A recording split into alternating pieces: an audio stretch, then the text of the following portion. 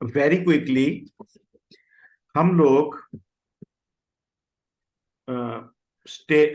Just to sink के same page पर आ जाए, हम लोग डिस्कस कर रहे थे SOW, राइट? एस हाँ जी, ठीक हो गया। SOW is stands for statement of work. Statement of work एक इस किस्म का डॉक्यूमेंट होता है कि जो भी किसी सॉफ्टवेयर एप्लीकेशन को इंटेंशिएट करने के लिए, शुरुआत करने के लिए आप ऑन पेपर पे उसको जो है वो ड्रॉ करते हो। आप एक डॉक्यूमेंट बनाते हो और उस डॉक्यूमेंट का एक पर्टिकुलर स्ट्रक्चर होता है, और वो डॉक्यूमेंट बनाने के बाद जो आपका बिजनेस ऑनर होता है उससे आप इस डॉक्यूमेंट के ऊपर अप्रूवल लेते हो कि हाँ, आप जो मुझे कह रहे हो क्या वो यही है, ये जो मैंने लिखा है। तो हमारे केस में प्रोडक्ट ऑनर हो गया या बिजनेस ऑनर हो गया, दोनों वर्ड से, दोनों वर्ड हमारे केस में वैलिड है। हमारे केस में जो बिजनेस ऑनर है वो है जिना कॉलेज का प्रिंसिपल, राइट? जो कि जिसका नाम है सियाल। सियाल ना, सियाल नाम है ना उसका, बंदे का। सफदर सफदर से हाल। सफदर सियाल नाम है उसका। तो हमारे पास वो हो गया जो है business honour,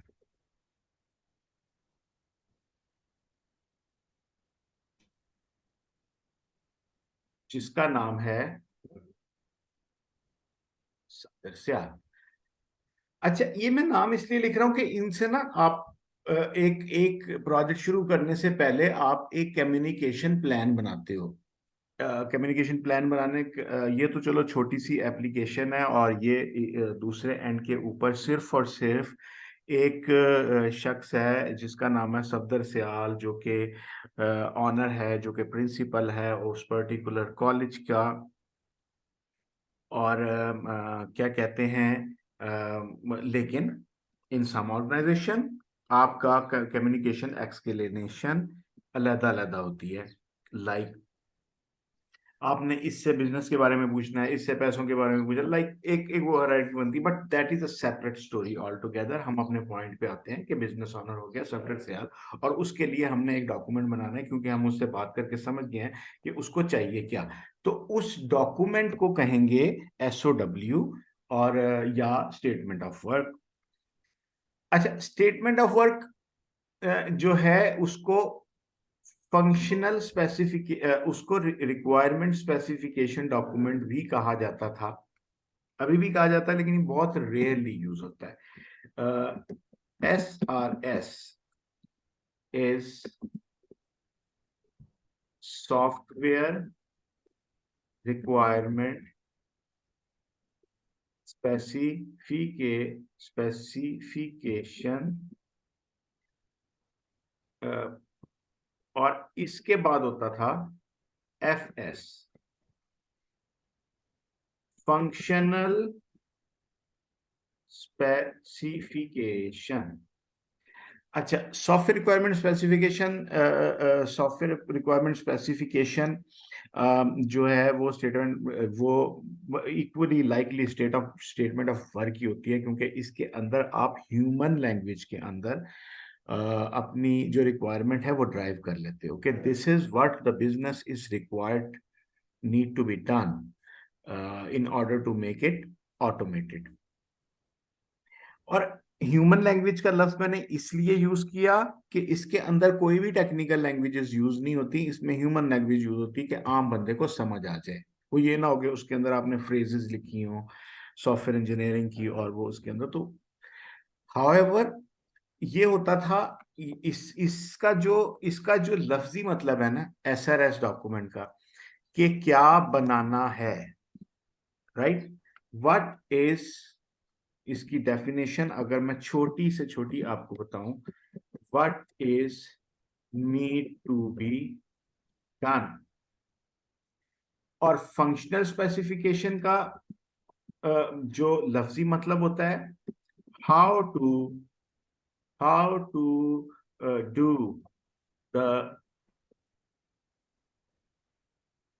requirements already written in SRS। तो क्या हुआ, what is need to be done, क्या करना है और कैसे करना है इस फंक्शनल स्पेसिफिकेशन डॉक्यूमेंट। यहां तक क्लियर हो गई बात मेरे भाई? हाँ जी सर, होगी। ठीक है। अच्छा, अब जब आगे चले तो सॉफ्टवेयर के अंदर इनोवेशन आई और चेंज होता रहा, चेंज होते होते होते तो लोगों ने डायरेक्टली जो है क्या कहते हैं, एक ही डॉक्यूमेंट बनाना शुरू कर दिया और उसी के अंदर सारा कुछ मर्ज कर दिया। अब इन दोनों में फर्क ये होता है कि एक में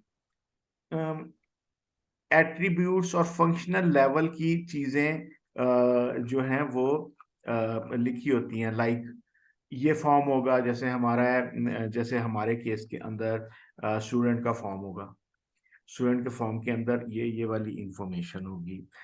इन इंफॉर्मेशन में से ये वाली इंफॉर्मेशन जो है वो मैंडेटरी होगी और ये वाली जो है वो ऑप्शनल होगी कि आप दें या ना दें। तो ये हो जाता था फंक्शनल स्पेसिफिकेशन। और जो रिक्वायरमेंट स्पेसिफिकेशन था उसमें एक जनरल सी इंफॉर्मेशन की जी, हमें एक फंक्शन बनाना पड़ेगा जिसके अंदर हमें स्टूडेंट की इंफॉर्मेशन डालनी है, जिससे हम स्टूडेंट के तमाम जो एट्रीब्यूट्स हैं वो डालें और स्टूडेंट की इंफॉर्मेशन को रिकॉर्ड करें। तो क्या फर्क हुआ कि सॉफ्टवेयर रिक्वायरमेंट स्पेसिफिकेशन में सिर्फ उन्होंने बताया जी स्टूडेंट इंफॉर्मेशन चाहिए जिसमें हम स्टूडेंट की इंफॉर्मेशन डाल सके, बस। अब जब हम फंक्शनल स्पेसिफिकेशन डॉक्यूमेंट बनाएंगे तो वो ये भी बताएंगे कि स्टूडेंट की कौन सी इंफॉर्मेशन, लाइक उसका नाम, उसका फर्स्ट नेम, उसका सेकंड नेम, उसकी डेट ऑफ बर्थ वगैरह वगैरह, ये होगा फंक्शनल स्पेसिफिकेशन डॉक्यूमेंट। अब हम चले जाते हैं अपने स्टेटमेंट वर्क को। अच्छा, इस is the part of waterfall software development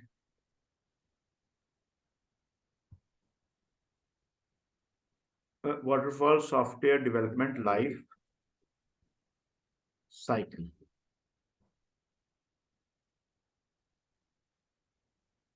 got it? ठीक हो गया सर। जो कि हमने पहले डिस्कस किया है कि वाटरफॉल में क्या होता है और एजाइल में क्या होता है, राइट?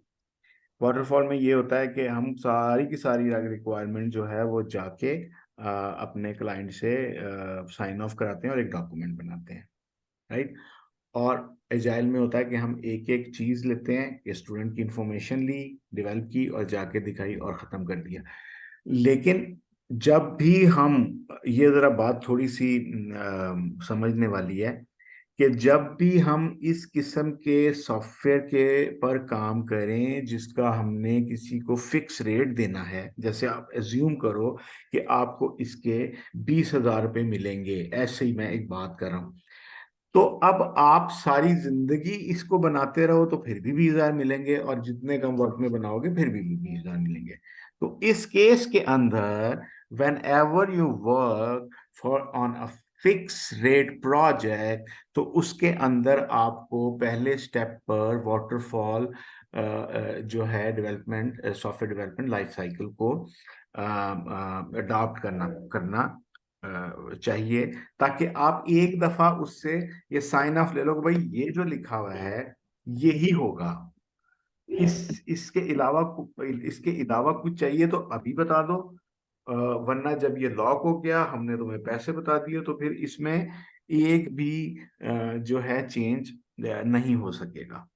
तो that is basically the philosophy, right? उसके बाद उससे उससे साइन ऑफ लेने के बाद आप नो मैटर एक एक करके उसको डिलीवर कर दो, ठीक? अब ये जो बात है ना मुनीर, ये बात है थोड़ी सी, समझ लो कि डेप्थ है इस बात के अंदर। राइट। और मैं ये समझ सकता हूँ कि तुम्हें ये बात आधी समझ आई होगी और आधी समझ नहीं आई होगी या बिल्कुल भी समझ नहीं आई होगी, लेकिन ये बात तुम्हें समझ आएगी ड्यूरिंग द कोर्स, जब तुम ये वाले स्टेप्स, जो स्टेप्स मैं तुम्हें बता रहा हूँ, इनको तुम फॉलो नहीं करोगे। राइट। तो यहाँ तक मेरी बात में कोई कंफ्यूजन है तुम्हें? नहीं सर। हाँ, राइट। अब हम आगे चलते हैं। अब हम क्या कर रहे हैं, स्टेप नंबर 1, हम एसओडब्ल्यू डॉक्यूमेंट बना रहे हैं। और उस इसमें मैं आपको दो किस्म की बताता हूँ कि दो दो किस्म के एसओडब्ल्यू डॉक्यूमेंट में देता, एक तो वेरी शॉर्ट, एक वेरी लॉन्ग।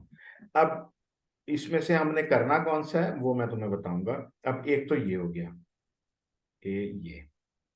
ये एक सॉफ्टवेयर का स्कोप है, ठीक है, इसी तरह का, लाइक उससे भी छोटा जो तुम कर रहे हो, ठीक।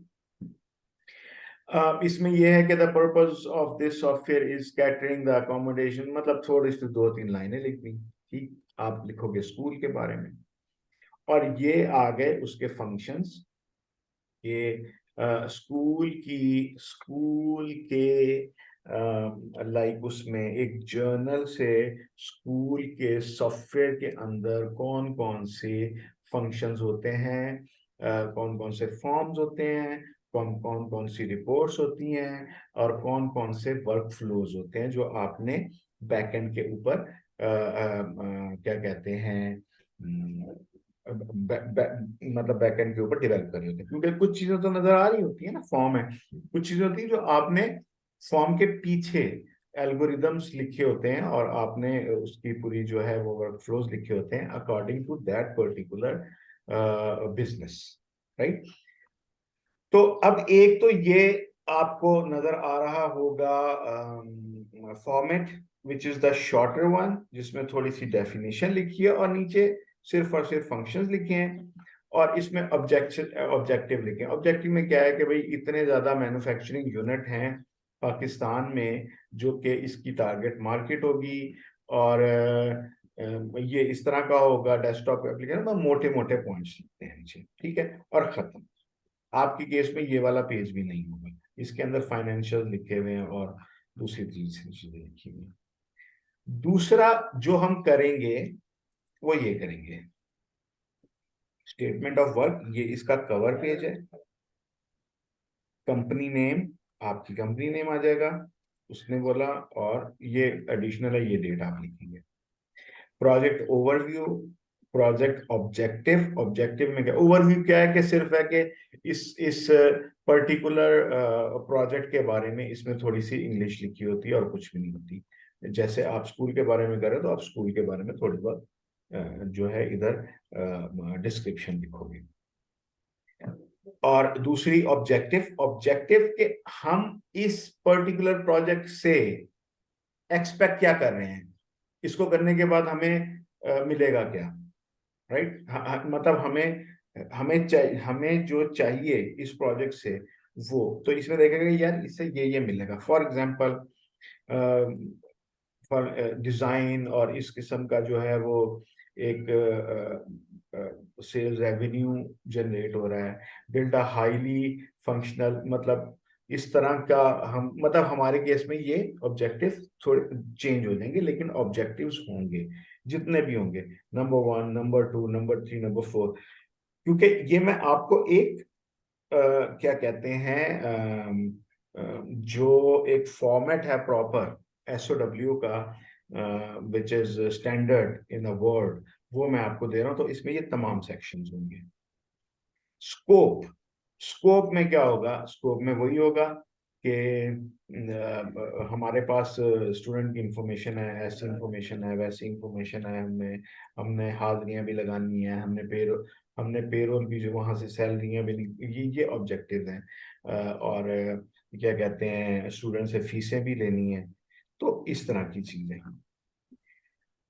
टास्क, टास्क के इसमें किस तरह से हम इसको डेवलप करेंगे, राइट। डिलीवरेबल्स, हमने अपने कस्टमर को, हमने अपने जो अपना जो बिजनेस ऑनर है उसको हमने क्या क्या कुछ देना है, हमने सॉफ्टवेयर देना है, हमने उसके बाद उसकी ट्रेनिंग देनी है, हमने उसके बाद उसकी सपोर्ट करनी है, मतलब क्या क्या चीजें हमने उसको देनी है in in terms of the result of that particular activity जो कि हम करने जा रहे हैं किसी स्कूल के लिए।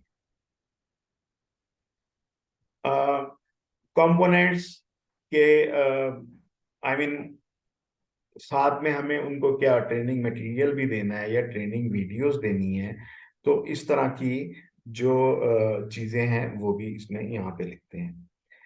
assumptions, this is very very important point के लाइक कि क्या चीजें बिल्कुल क्लियर हैं। For example, this application will be in English language only, पहले ही लिख दिया ताकि बाद में कोई किसी को इबाम ना रहे कि यार ये भी करना था ये भी करना था। तो क्लियरली ये चीजें लिख दी कि भाई ये मिलेगा ये नहीं मिलेगा। ये आगे टाइम शीट, कैसे कैसे ये प्रोजेक्ट डेवलप होगा और उसकी डेट के साथ। और फिर आगे ये इरेलीवेंट है आपके लिए, कॉस्ट वाला सेक्शन यहाँ तक। अब इसमें मुनीर करना पता क्या है, करना ये है कि मैंने तो आपको एक ओवरव्यू दे दिया क्या कहते हैं इस पर्टिकुलर डॉक्यूमेंट का, which is the very like क्या कहते हैं इम्पोर्टेंट डॉक्यूमेंट। इसके बगैर कोई भी सॉफ्टवेयर जो है वो नहीं बनता, ना ही बनाना चाहिए। तो इसको आपको हजम करना पड़ेगा, समझ रहे हो।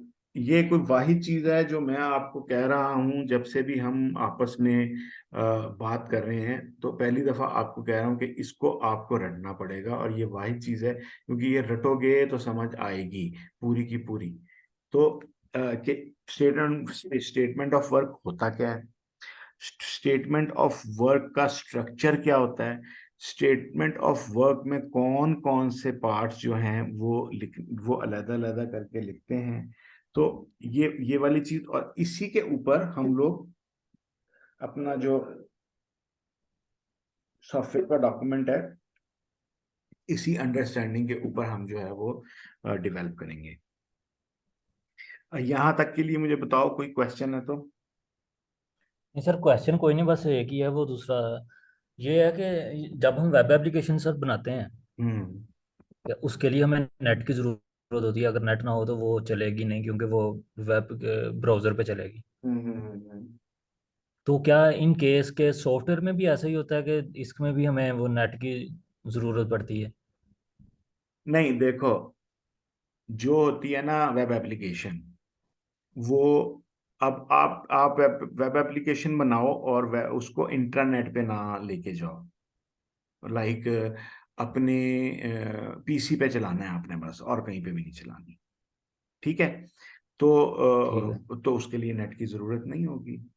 और same in the case of desktop application, application कोई भी हो, लेकिन अगर आपने उसको नेट पे लेके जाना है तो फिर उसके लिए आपको इंटरनेट की भी जरूरत होगी और सर्वर की भी जरूरत होगी, राइट। अगर आप अपना ठीक अपना ठीक। अपना कंप्यूटर सर्वर बनाओगे तो वो तो 24 घंटे ऑन नहीं रहता ना, ऐसी जगह आपको चाहिए जो 24 घंटे हाँ जी। ऑन। हाँ, तो उसके लिए आपको जो है वो नेट भी चाहिए और आपको सर्वर भी चाहिए जहाँ पे आप अपनी एप्लीकेशन डिप्लॉय करोगे। ठीक होगा। ये है बेसिक फिलॉसफी, ठीक है। सही।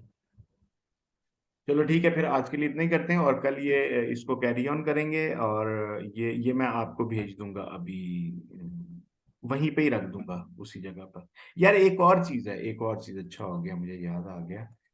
ये जो हमारी ड्राइव थी, इसमें हमारा ये सेक्शन है ना, ये